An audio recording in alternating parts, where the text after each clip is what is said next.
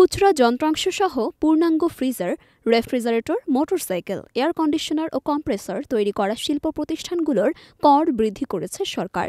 এসব শিল্প প্রতিষ্ঠানের ব্যবসা থেকে অর্জিত আয়ের ওপর প্রদেয় আয়কর ২০% নির্ধারণ করেছে সরকার।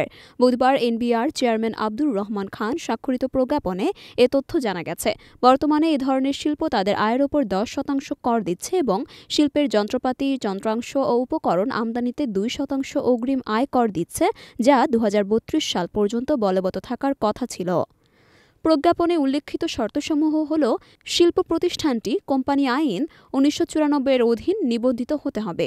শিল্প প্রতিষ্ঠানটিকে আয়কর আইন ২০২৩ এর ধারা ৭৬ এর উপধারা ৫ এবং ৬ সহ অন্যান্য বিধানাবলী পরিপালন করতে হবে। শিল্প প্রতিষ্ঠানটির নিজস্ব মোল্ড ও ডাইস তৈরির ক্ষমতা থাকতে হবে।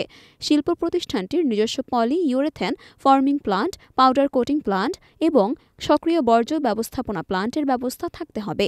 শিল্প প্রতিষ্ঠানটি এনবিআর এর অনুমোদিত হতে হবে এবং বিদ্যমান ব্যবসার পুনর্গঠন বা এরূপ ব্যবসার বিভাজন দ্বারা গঠিত শিল্প প্রতিষ্ঠান এবং বাংলাদেশে বিদ্যমান ব্যবসা প্রতিষ্ঠান হতে মেশিনারি অথবা স্থাপনা হস্তান্তরের মাধ্যমে গঠিত কোনো শিল্প প্রতিষ্ঠান হতে পারবে না এবং প্রজ্ঞাপন অনুযায়ী অব্যাহতিপ্রাপ্ত কোনো শিল্প প্রতিষ্ঠান শর্ত পরিপালনে ব্যর্থ হলে এনবিআর প্রদত্ত অনুমোদন প্রত্যাহার করতে পারবে।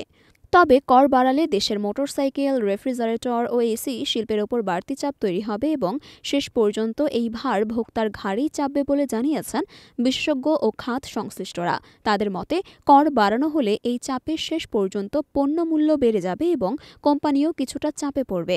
অবশ্য কর বাড়ানোর বিষয়ে গত শনিবার এক প্রেস বিজ্ঞপ্তিতেই ইঙ্গিত দিয়েছিল এনবিআর। ওই বিজ্ঞপ্তিতে বলা হয়েছিল, ভ্যাটের পাশাপাশি কর জালের আওতা বাড়াতে বিভিন্ন পদক্ষেপ নেওয়া হয়েছে।